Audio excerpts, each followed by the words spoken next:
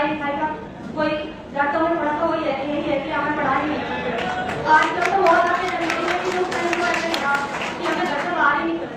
मेरे पापा जी ने ये कहा कि हमें कोई भी मतलब ये है जिसकी से चल रहा था, हमें कोई भी बाहर नहीं निकालना।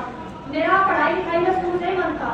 मैंने 12th कर ली और 12th में मेरे 88% मार्क्स थे, जिससे मेरी इच्छा थी कि मैं आगे चल के बहुत कुछ करूँ अपनी लाइफ में और पीएचडी तक तो पहुंच ही जाऊँ।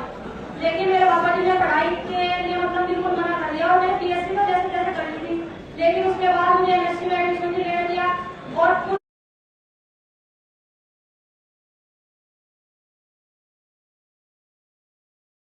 बीएससी के तुरंत बाद कि अब तो लड़की की शादी कर रही है। उस टाइम लड़की की शादी मुझे नहीं करनी है और लॉकडाउन का टाइम था। उस टाइम मुझे थोड़ा थोड़ा ऑनलाइन पता चला। मैंने मोबाइल खरीदा अपने ट्यूशन फीस से। मैं ट्यूशन पढ़ाया करती थी उस टाइम बीएससी के बाद। मोबाइल खरीदा, मोबाइल से मैंने पढ़ना स्टार्ट कर दिया, लेकिन प्रेशर शादी का बहुत था। उसके बाद टाइम गुजरता गया और इस प्रेशर को झेलते झेलते मतलब मैं काफी डिप्रेशन में चली गई कि मैं क्या करूँ। मुझे शादी नहीं करनी थी, कुछ करना था लाइफ में। पापा जी की यही था कि इसकी शादी करो कुछ भी करके। पापा के ऊपर भी प्रेशर था, लड़की की सुनो या पापा जी की सुनो। धीरे धीरे मैं बढ़ती गई, मैं मान ली कि मैं शादी नहीं करूंगी।